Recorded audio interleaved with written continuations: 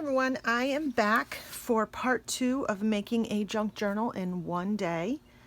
We're going to attempt to get pretty much a junk journal ready to go in basically a day. And when I say a day, I don't mean working for 24 straight hours. I mean working for a couple of hours in the morning, taking a break for lunch, and then maybe a couple hours in the afternoon.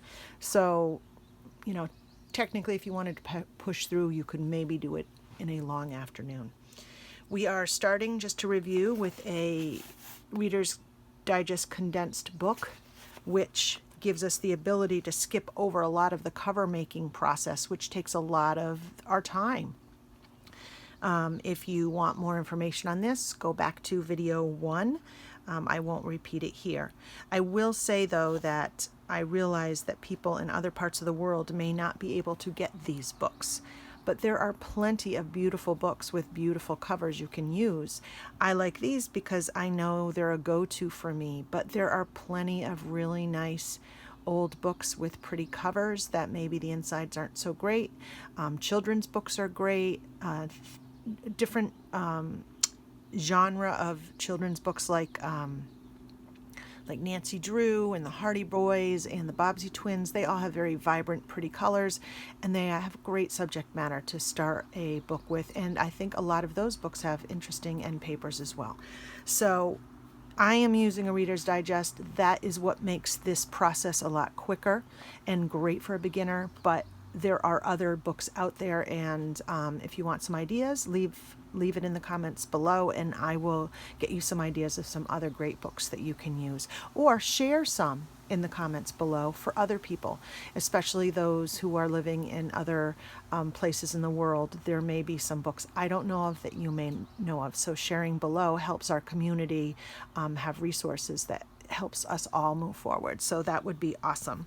So I've had lunch, and one of the reasons I like doing a project and splitting it with lunch in between is because I really believe it's important to walk away from a project for a little while, because you get so caught up in building something that sometimes you don't have to, your brain doesn't have time to catch up and maybe make some little changes. So I have really thought at lunch about a couple of things, and I brought some pieces here to add to our project and also to make this project go even quicker. So first thing I got is these little brass corners. They're not necessary for the project, but I think they add a nice little finishing touch, especially to an old book, and you can just put them on the corners. You can get them everywhere, but honestly, as much as I don't push AliExpress for some personal reasons, I will say there are some things that I will buy from them. If I know that the things I'm buying are not infringing on someone else's copyright, then I don't have a problem buying them, and you can get a bag of these for pennies on AliExpress. So I'm using that. I have a brass book plate. Again, another thing you can buy very inexpensively on AliExpress or Amazon. You can, you know what, if you're not making a lot of journals, use your coupon and just go online to one of the regular craft stores. You can do that too. But if you think you're going to be making a lot, it's worth the wait to get them. And then I found this cute little, I guess it's a clip from Michael's. I've only found them once, and I actually found them out of state when I was on a trip somewhere and I happened to walk in one. So maybe they're not sold everywhere, but I thought it was quite cute. I'm also got a little bit of dyed sari silk, which I thought went well with the cover. I don't know how I'm going to use that. And I have this, I don't think it's a handkerchief. It was like for the top of a table, like a doily to put something down on, but it has something called tatting on it. And if you're not familiar with tatting, look it up. It is this really beautiful hand finishing that people used to do, and it's tying knots. And I literally have hundreds of napkins and table linens and hankies. So using one in a project isn't going to be too much of a sacrifice for me, and I think it's going to make this journal seem really nice to finish it with. So I'm just going to put that aside. So before lunch, if you recall, we gutted the book and we separated the cover. We made our signatures, and I had to get some additional covers, if you recall. So what I chose is I chose one more decorative piece of cardstock, but then I had this cardstock. I'm not even sure where I got it. It's got a linen finish, which you probably can't see. This is very simple, but what I like to do is sort of stagger them like this in the book. I think that looks really nice. And that is our 5 signatures. And I think it's going to fit the book really nicely. So let's do part 2, and let me see if I can get this video in less than an hour and the creative piece in less than 2. And that would be essentially like a 4-hour project, which is definitely something I think people can fit in their day. So here we go. We're going to take the signatures out and we're going to work on the cover. So if you recall, when I separated the cover, I left the first 2 pages attached. I don't know if you can see that. And I did that on both sides. Well, I ended up trimming this one off because I want to do something that I think it was Darlene who did it first that I saw, and I just think it's very clever. And I'll link Darlene's information below. She is a technical genius. She can build anything, and her work is so on point as far as being so technical, and that's just really not who I am. So if you really want to see some videos of some really high tech creating, go to Darlene's. I own some of her work, and it's flawless. For me, that's just not how I create. I'm a little bit more loosey-goosey, and I for myself, I like making things for me that are a little bit more tatty and a little less precise and a little bit more, I don't know what the word would be. It's just my style is a little bit more loose than that, but I think that's what's so wonderful in this junk journal altered book community, is that there's a wide variety of what we believe is our own aesthetic, and it doesn't mean we can't appreciate somebody else's. I appreciate Darlene's work so much. I draw a lot of inspiration from her, but I just, technical just isn't me. So anyway, moving on.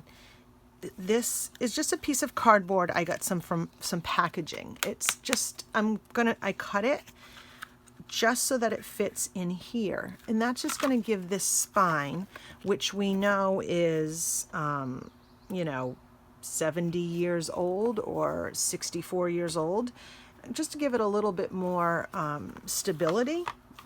So I'm just going to use my beacon glue and get that glued in. I'm going to use a generous amount because I want it to be good. And you want to just cut a piece of light cardboard that's, slightly smaller than where the bend is, because you want it to still be able to bend. And because we're not going to see it, it doesn't matter. And just, really press it down. You can use a bone folder to make sure it's in place good.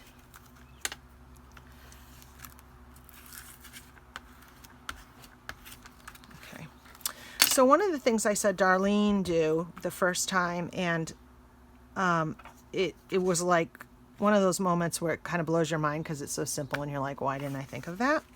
Is she keeps the pages in, right? And if this was a blank page, I would do it with this page. But because it's not a blank page and it has this pretty book plate on it, I don't want to use this page because it will ruin the page. So I'm going to push that page over. But keep in mind, if this was just a regular page, you could just do it with the first page. She takes her pages and she glues them across this piece. Now, why do that? Well, it gives such a seamless, finished look to it. Rather than trying, did you just see what I did? Did you just see? sometimes I crack myself up. The level of scatterbrainness sometimes, it's pretty epic. Okay, so I have glue stick right here, and what I was going to say is by putting it in here, and you can actually run a little tiny bead of 3-in-1 of beak in here. I don't want to put too much. I don't want to impede the motion of the book folding. But what she does is she pulls it across, and then she glues that in. And really what that does is it saves you from having to measure a perfect piece of paper or cloth here and gluing it in here and then making it somehow seamlessly work into the book nice and neat. I mean, anything I can do that's simple, that makes my work look a little bit more neat, hey baby, I'm all for it. I am all for it. And it's not really about cutting time or being lazy for me. Not that I have a problem with either one of those things when it comes to crafting, but for me it's just more because I do struggle with things being straight and technical aspects of creating, and I'm just keeping it real there. I mean, just because I like making things doesn't mean it's any easier for me. I like that this is seamless and then this is seamless. And this paper is a little bit old, so there may be just some slight cracking in there, and that's really okay. Now, we have this flap now. So what do we do with the flap? Well, I think I am going to fold it over one more time just to make it a little bit nicer here. So I think I'm going to see where this fold is. And this might be a whole new level to the fold, Darlene. Tell me what you think. Again, just to make that look a little professional and so clean. Look how clean that looks. I love it. All right. And one of the things I decided when I was up having lunch, and again, why it's important to step away, is I think what I'd like to do is, if you watch me, you know that I love to use my sewing machine on my paper projects, but I also recognize not everybody sews or has a sewing machine, and not everybody wants to do that. So if you know how to sew on paper and you use a sewing machine, it's pretty obvious where to put stitches and when to put stitches. I mean, I think we kind of know where we want to put them. But what's not so obvious is how to make a project without sewing when there's so many projects that are done with sewing. So I'm going to try to make this whole entire project, meaning the core of the book that we'll walk away with, without sewing. And that means a no-sew binding too. And there's a reason I want to do that as well, and I'll get into that later. So now I have this perfect little fold in here that makes it look so neat and tidy. And I think what I'm having a trouble with is that I want to save this page because it's so pretty, but it's not really going to work with what I want to do with this book. So what I'm going to have to do is get my pen, and I guess I should have done this before I glued this down. But sometimes you just don't make decisions until after you've done a step. Luckily, this is not glued, this piece yet. So I'm going to put my metal down, and I'm going to gently cut because I don't want to cut into the cover, but I just want to show you how I'm going to finish this piece, and it'll be better if I just take this page out. Okay, we will find something really fun to do with that after. So now I'll take my, actually I'm not going to glue this down yet because I'm going to show you what I'm going to do. So this is fine to have a clean inside cover, and actually probably could be quite cute and vintagey, if that's a word, vintagey, with some nice vintage labels and tickets. Let me see here. Hold on. Let me grab something.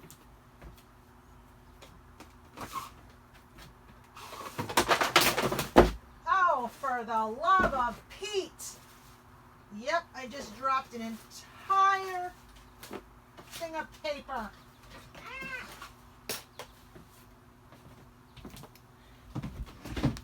I should edit that out, but I probably won't because it's just so typical of me. Okay, I'm going to strike that. Let's just move forward.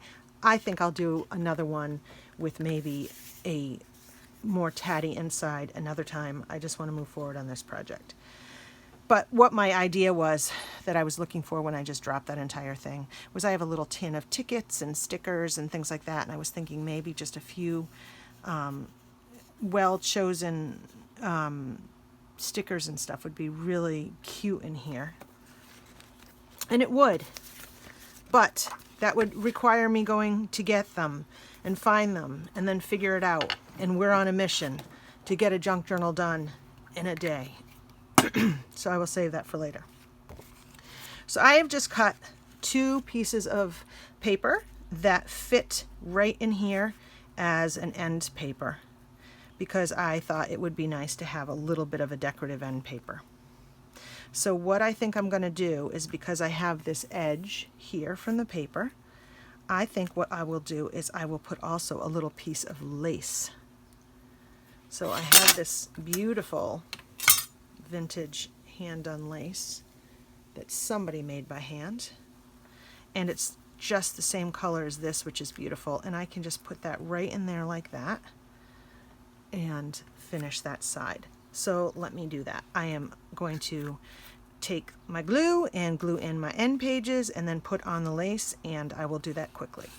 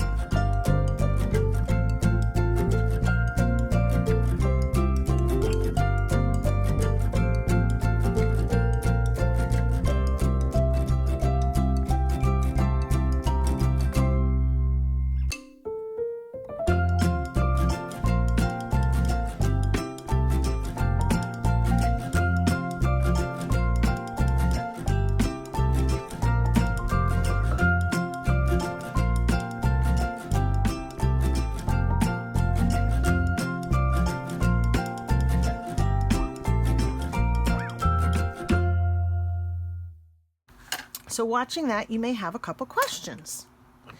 Why do I not cut it until afterwards? First of all, I'm just rubbing a little of the glue off that I got right there. Well, because when I'm working with lace, specifically handmade lace, I don't want it to fray until the glue sticks it down. That if I cut it first, then I run the risk of this getting all frayed and unraveling before it's stuck in place. So what I like to do is cut it afterwards, and sometimes I'll even cut it again. So right now it goes a little bit off the book, and I can decide if I want to trim it, which I will want to trim it, but I just let it sort of sit like that for a while before I trim it, just so that I can make sure this isn't going to fray once it's all trimmed. I do kind of like this edge because whoever started it made the initial knots, and that might be nice to have sticking up over the book. The other thing too is you saw I did not ink the paper before I put it down. I made a decision with this particular one that I don't want the things inked. I don't know why. I genuinely am an inker, but I guess I just like the fresh, clean vibe of this particular book, the creams and the greens, and I don't want there to be ink in it. But if I was doing that tatty kind without the stickers, which I could still put some stickers in here, I probably would have inked that and made it look a little bit older. So now we have the cover, and now I want to work on this side. Now, with Reader's Digest Condensed Books, they always have a colored tape that goes with the book, and I really like that. This one happens to be a little dirty, and I don't know whether or not that can be removed. open up a brand new fancy eraser. You know, the kind you use in pencil and ink drawings, only because I want to see if I can get some of this off before we cover it. I don't think it's going to come off. I think it's wear marks from years of being on a shelf. I don't mind that because I'm not trying to hide that this is an old book cover. I like that it's an old book cover. But I'm also going to take off any schmutz that I can. And yes, that is a technical word. That would be schmutz. Look it up. Okay, so what you could do when you think about one of these is, originally I was going to sew through this, but I'm not going to sew through this now. So I am going to do a no-sew binding, which means that the fibers will be exposed on the back side, and they're going to go right across this spine, which looks beautiful in itself. And if you look back at some of my videos, I have some no-sew flip-through books that have the exposed spine with the no-sew, and you can get some ideas there. But the other thing you can do is put down some kind of a really pretty textile or cloth. You could even make the cloth come to here, but I like this lime green. But remember my tatting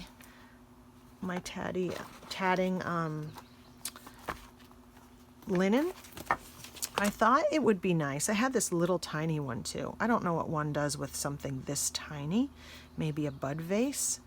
At first I thought this would be cute, like putting a little thing and then just having a little bit of it come over. But it wasn't quite enough for me. And that's where I thought this would be fun. What if I have this come across like this, and it covers the binding, so when we do the exposed, that's going to show. But I kind of liked how this looked, and then I thought, where's that book plate? I know I moved everything aside. This is what I do. Let me move it aside so there's room, but then I won't be able to find it later. Okay, and I could put the book plate there. I really kind of dig that. I'm a symmetrical, not symmetrical person, meaning I don't need everything to be like this. I kind of like how this comes across here. I like that I can see that original tape. I don't need to see the original titles of the books. So that's what I think I'm going to do. And I like how it will blend in with this nicely. And it will give it a nice vintage vibe. So the first thing that I'm going to do is glue it down like this. I need to glue it with fiber tack, but the problem with fiber tack is that if it's too sticky or too thick, it's gonna come through the linen, and I really don't want it to come through the linen. So the first thing I'm going to do is I'm going to put my fiber tack down.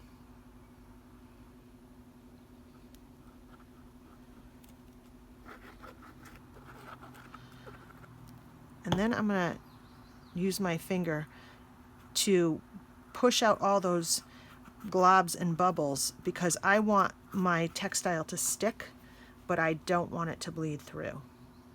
So, oh, this is interesting. So this way it'll come more over.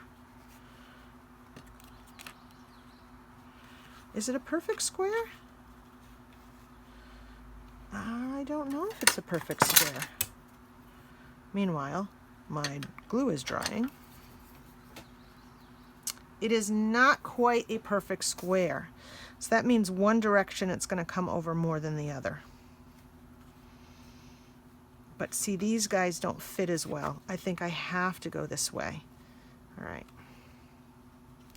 So finding the center. And yes, I know, I waited too long.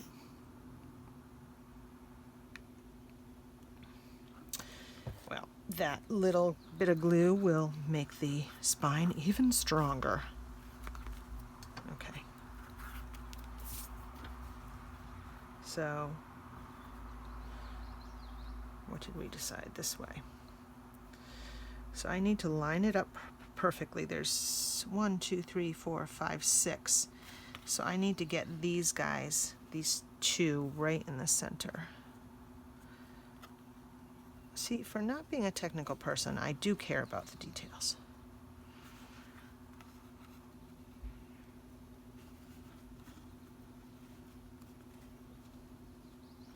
And I do want it. Did I do it the wrong way? No, I don't think so. Okay, so now I want to rub it down.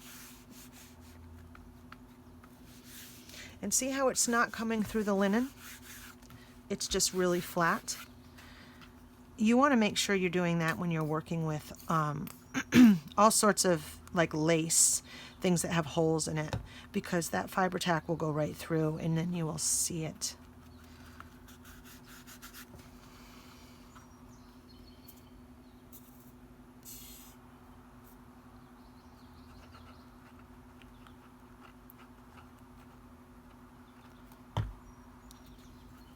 And I don't just do it all at once because I want to do a nice job of getting this all down.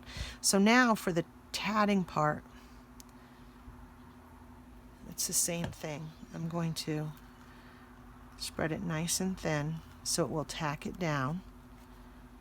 And I'm going to pull it as flat as I can so that each piece of tatting is seen. And I really like this because it really displays that handiwork that somebody from the past took the time to do. And isn't it so cool to think about that person's work is on your book? Like, that's so cool to me. All right, so now I'm going to put a bead in here. And it's important that we make sure that that is glued in well. And the nice thing about using a textile too is it's a bit forgiving. If there's a wrinkle, you can pull it up and not rip it. It's not like paper. And I'll do the other side too. Oh my, I hope you guys are doing well. For a while there, I was having a hard time getting through any big projects. I don't know, I think I was just paralyzed by what was going on in the world. But now that I've gotten myself going, it has become a lot easier to get myself motivated. And I'm feeling appreciative of this time to get some things done. I'm trying to put way more content on YouTube while I have time.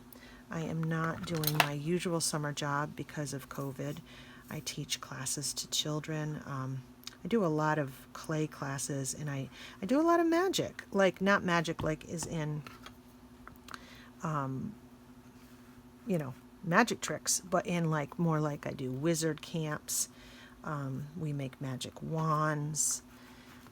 We do fairy gardens, and honestly, I do it because I do it. I would do it anyway for me. I'm like the adult that never grew up, and I love anything magical. So that's kind of the other side of me, and that's usually how I spend my summers, doing summer camps for teenagers and kids, and I can't do that this year because of everything going on.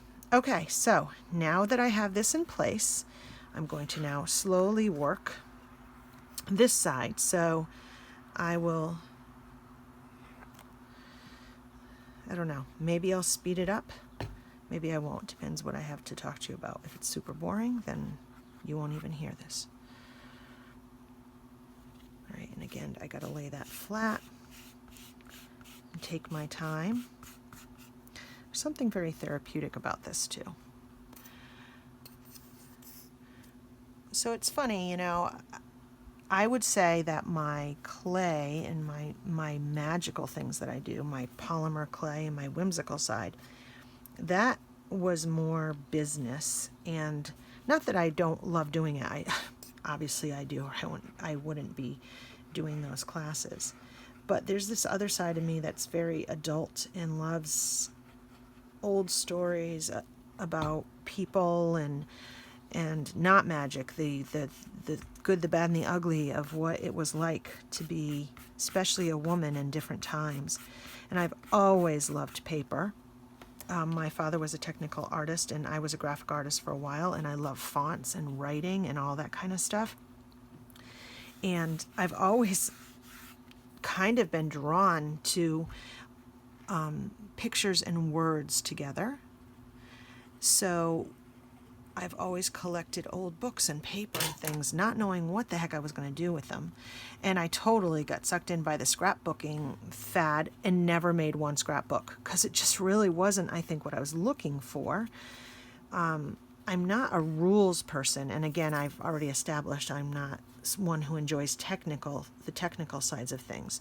So I think for me to have all these tools for scrapbooking and have to do layouts a certain way, I felt very overwhelmed by it. It's the same way I feel about sewing. I to follow a pattern and to think about something like that, oh my gosh, I shudder. But to throw a piece of paper in a sewing machine, awesome, love it, one of my favorite things. So I guess it's just, we're all different in what we want. But my point is that I was just waiting to figure out how to take all this stuff I've been hoarding and use it in a way that made me excited. And when I found junk journals, oh my gosh, it was like everything came together. And I love the fact that, like what we're doing right now, it's just, I love taking old things that had a purpose and then making them into something else. And even if you're a lover of kits and not using the actual old paper, or you like buying scrapbook paper, or you want to use your old scrapbook paper, that's cool too. I mean, it's using what you have or adding a little element. Maybe you add a little kit or something to stuff that you've purchased, and that's cool too. It's like, hey, you do you. Everybody should be doing what makes them happy. That's what art is about. That's what craft is about. And if you get a little bit of glue on, just rub it off right away. So I want these to be as flat as I can.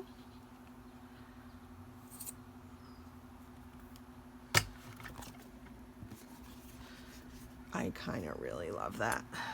I really kind of do. And it's so secure, and it's lying so flat. And that fabric really is going to add some more strength to that spine too, which is always a good thing when you're dealing with something that's decades old. And not only decades old, but decades old and you haven't stored it. You don't know what kind of heat it's been exposed to. You don't know, if it's got age issues. My whole thing is I don't mind how old anything is. I love finding really old things. For me, I have to just make sure it doesn't stink. I can't stand, I'm allergic to old paper, so it makes me sneeze. I always know if something's really, really full of dust and mildew because I will sneeze immediately, and then I just sort of try to not use that product because it's been damaged in some way. I can always tell if something's been stored really clean because I don't react to it at all. So as you can see, this can be a little bit tedious what I'm doing, but it's also very relaxing. And I'm somebody who struggles to relax. So anything that gives me that isn't a bad thing. So I'm just making circles and then just rubbing that flat and then hoping that it's going to grab everything. And it may not. I have to go back in sometimes. I just really love how it's highlighting all the knots and the tatting. You could do this with hankies, like really pretty old hankies, doilies, anything like that. And if you pick, I don't know if the camera's going to pick up on that noise, but I have an inverter. That's how I get electricity in my studio. I have a solar panel, and when it gets warm, it has a fan, and that's what you're hearing. So, you know, this is the way the tatting goes isn't exactly perfect. This one's a little bit closer to the edge, but I really love how that looks. So now we're going to put on the the book plate, and I'm going to put it down here.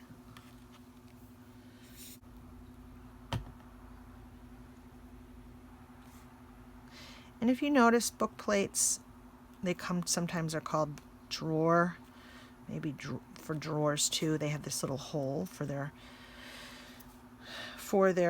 screws, but I don't use the screws. What I use is I find brads,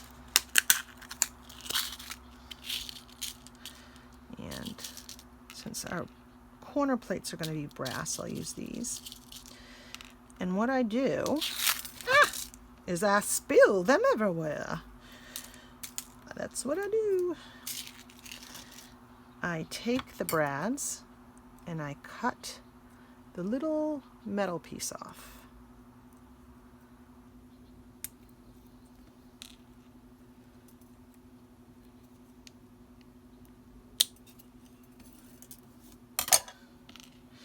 And then I put a generous amount of 3-in-1 on there.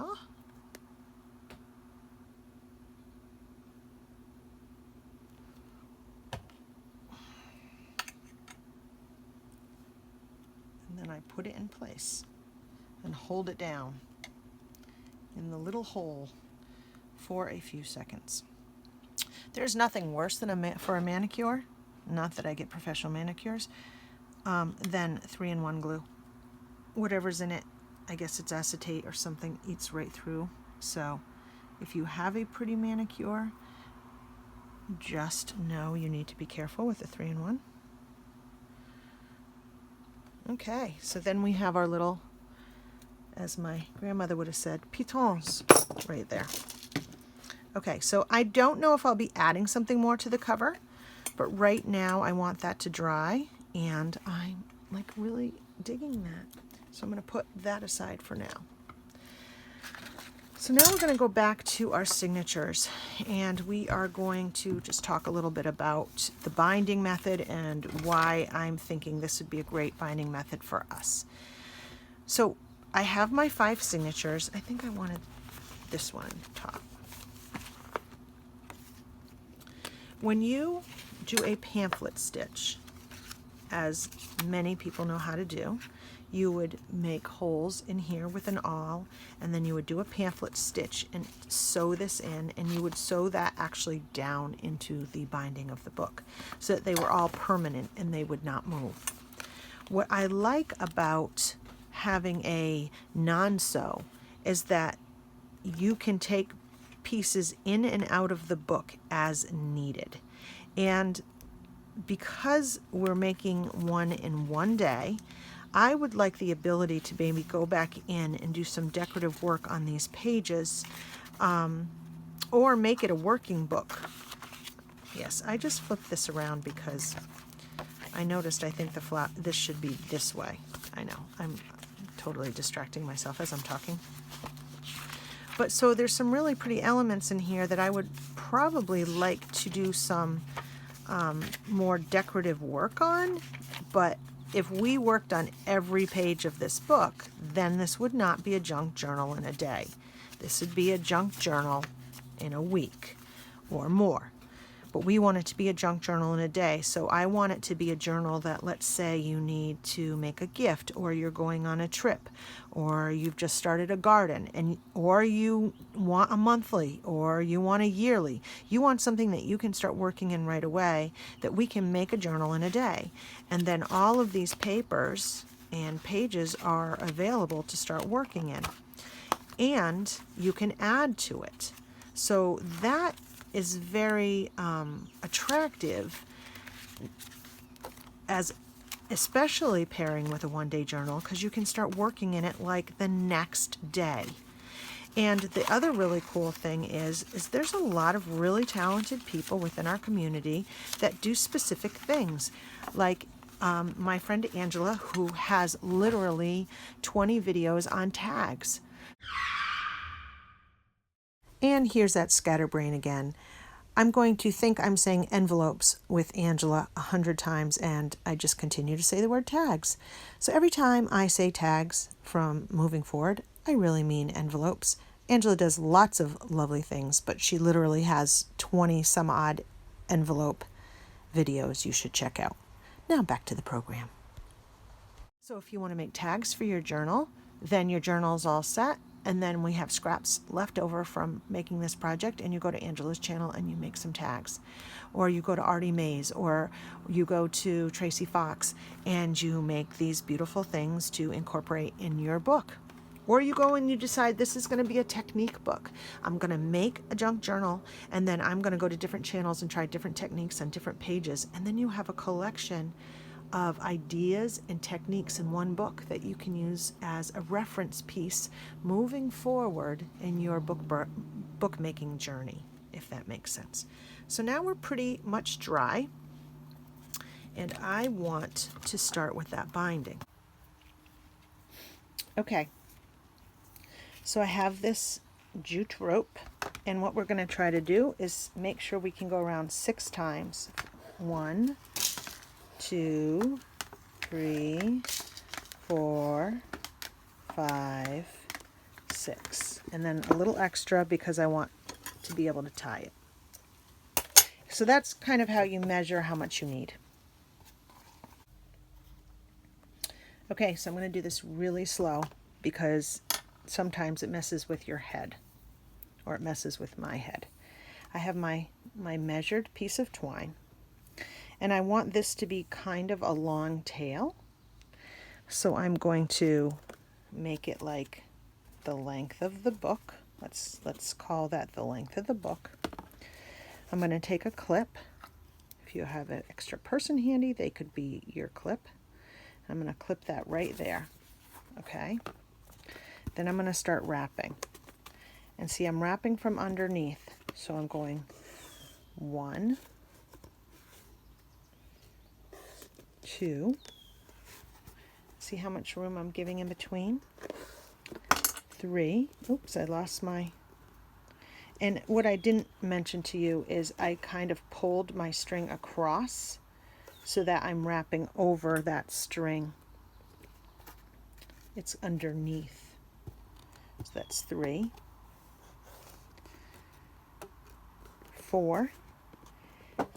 And then when I come up, I'm going to tie it, and if you look inside, we have 1, 2, 3, 4, 5 strings, one for each signature.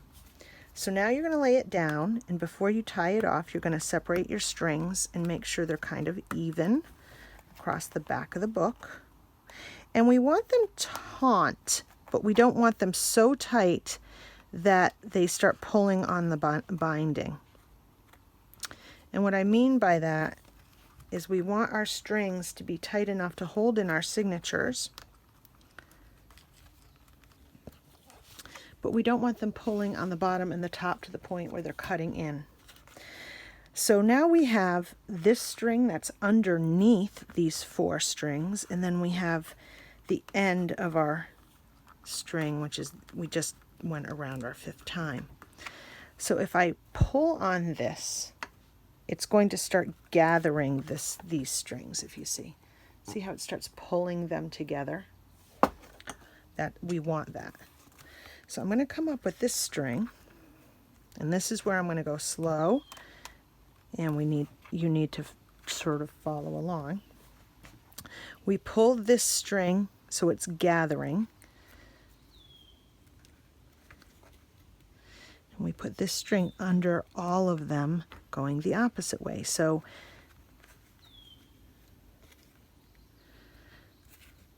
this string, the first string, is underneath this way. We wrapped over it. And the last string, we're pulling under the other way. So they're both diagonal and parallel. Do you see that? And this is where it gets tricky without that second person. If you kind of gather them and put your finger in the middle there, what you want to do is pull the strings and then tie this together. with one hand, it can be a challenge. And I'm going to have to go in and use my teeth, which is just so professional on camera. But come on, y'all, do it. And when I did that, do you see how it pulls them together? So then, this is the time where you can nudge that knot higher or lower if you want it. I want it a little bit higher. I'm going to come underneath with that string, and we're going to double tie a knot again.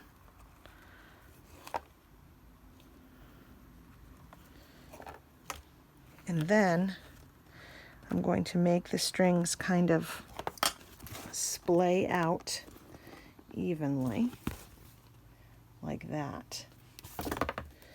And then inside, you want to make sure that they're all even. We have our 5 strings. And this is where, I'm a little twisted there, I'm going to decide which thing I want to put on. Do I want to put on this big button, which is awfully pretty? Do I want to put on this little bird? I think I like this button. I can change it out if I don't like it. So I won't like triple knot it until I'm sure that's what I like. But oh, and I also had this, hold on. I actually am a big sucker for shell buttons. So let me do the shell button. Although the other one was pretty, but I think the reason why I don't want to use the big square one is because that would be just a nice ending in itself. But I want to actually hang a bunch of stuff under here. So I'm going to tie this like this. And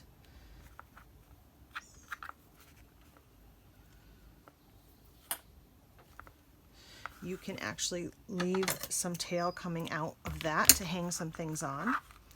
And then that nice piece of sari silk that I have,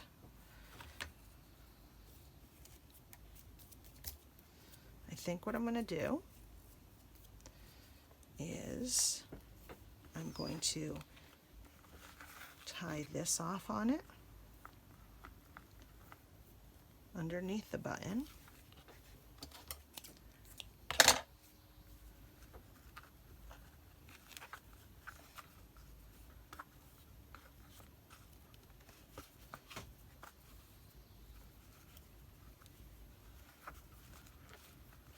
Tie that off. And I have all these strings now and sari that I can hang things off of. Let me show you. So I have this like little inspire tag. So that could hang off the front off of one of these right here. And all I would have to do is make lots of knots so it won't come through there.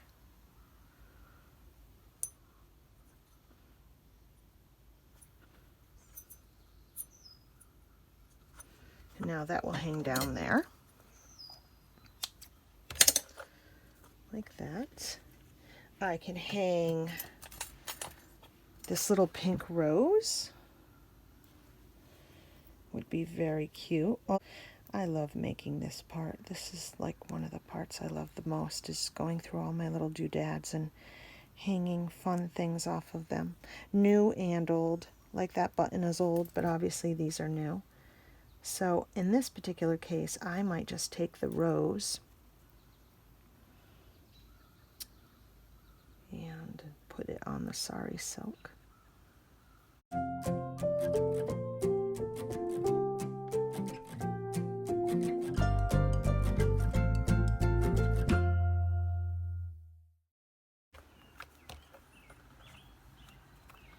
So I have the rose here. And I can keep adding things as this. So I have this. I have another string that I can hang something else off of. I have the rose. I have the sari silk. And on the side of the binding, Isn't that pretty?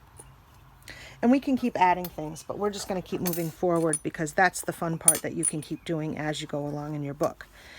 So now we're on the home stretch. We're going to take our signatures.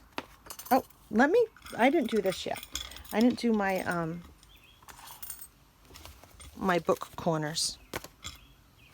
What are the chances that all 4 are still around? Here they are. Okay, so the book corners, you want to just put a little bit of glue on the edges of your books. And if it's a thick book, you might have to pry the edges of the book corners open. But if it is a thin book, you probably don't have to. And you just kind of fit that on top and wipe away the glue. And you can even use sometimes I will use, if I have pliers handy, which I probably don't, but I can do this at another time.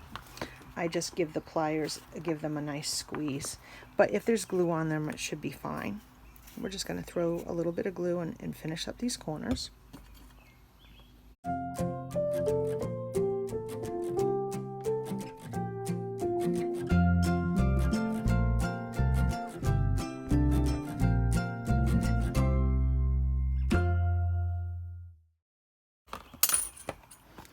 So now our cover has the brass book covers, the book plate, the textile, the button in the back with the dangle, and the last thing we have to do is just put in our signatures. I want to show you how the cords are gently pulling on that spine. That's okay, but you wouldn't want much more than that because you don't want to push too much. You don't want to put too much pressure on it. So we always work from the back to the front of the book. Why? I don't know. It's just easier that way. So you open your pages like this. And now keep in mind, if this was a bound one, you'd have to clip it and make sure your pieces are all in the right place. But you don't have to do that in this kind of a book because everything is so fluid. And the key is to try to slide it in gently without cutting into your signature pages. Just getting all those pages in. And you'll know whether or not something is slightly too long because it'll catch. And then you might have to trim it. So that's number 1.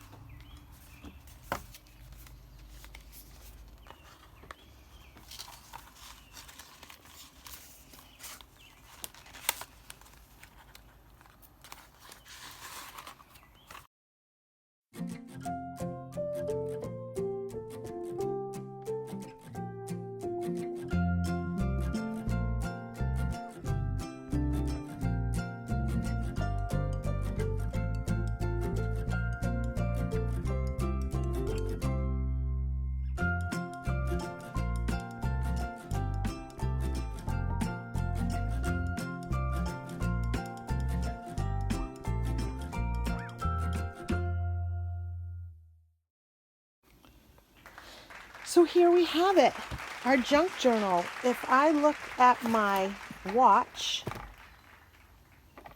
I did this piece in 1 hour and 9 minutes.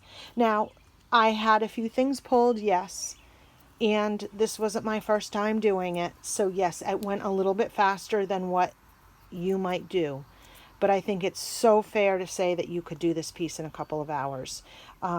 So combine that with what we just did this morning, and for sure this could be done in a day. So let's do a quick walkthrough of the book and a talk through. I think what I'd like to do is keep this as a running project with us. Anytime I want to do a new technique or start working on the pages of this book, I will take this one out and we can work on it together. Or you can work on it on your own as, you know, a naked journal right now because there's just pages in it. But this would be a great thing for me to continue working on with you if you want to make it more elaborate at this point.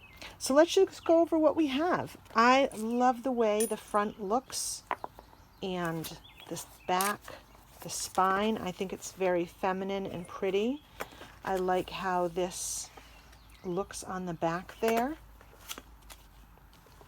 I like having this down here, and I'll name it at some point. And there's could still be a little things that I add on. I don't know, but right now I just really like the way it looks. When we open the inside, we have the lace showing and the edge of where the spine was reinforced. And we could put a pocket in here if we wanted. We could put a library card, a book plate, whatever you wanted. And then getting into the first signature, we have a mix of papers that seamlessly go together. Where we have folds, make a little pocket. Things can also be slid in and out to be worked on and then slid back in. So that gives us the flexibility of working on this journal as we go, which is really kind of cool.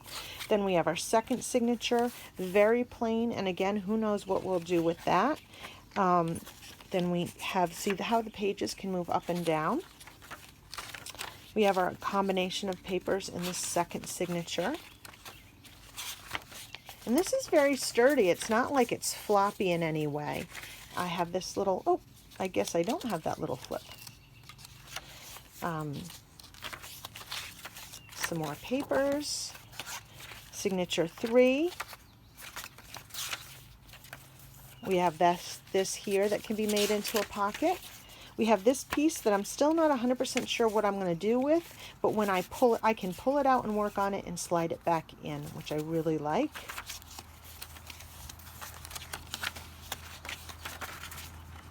Now we're on signature 3.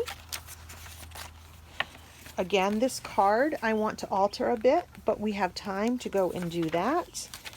But as of now, it just all, I think, flows really nicely together. I love the old with the new. I love the envelopes. I love the pages that are in correctly so that they read nicely across. And this is our 5th signature.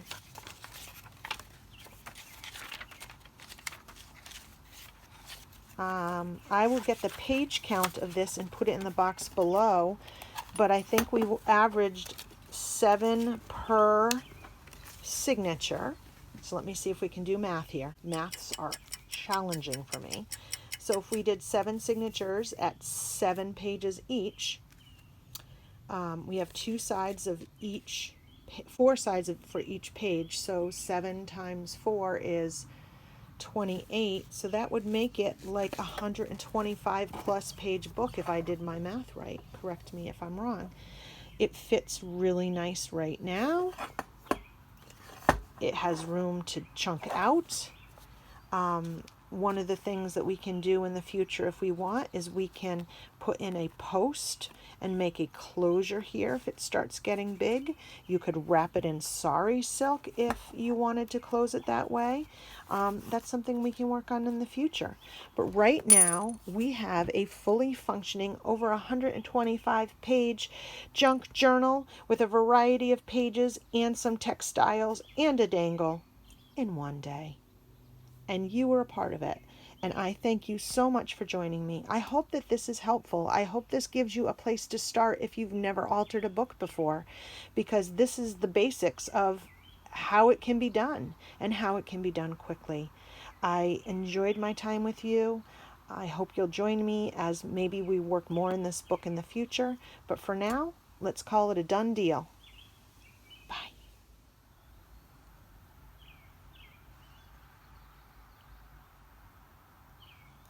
Well, I wouldn't have believed it if I didn't see it. I know. They did it in a day.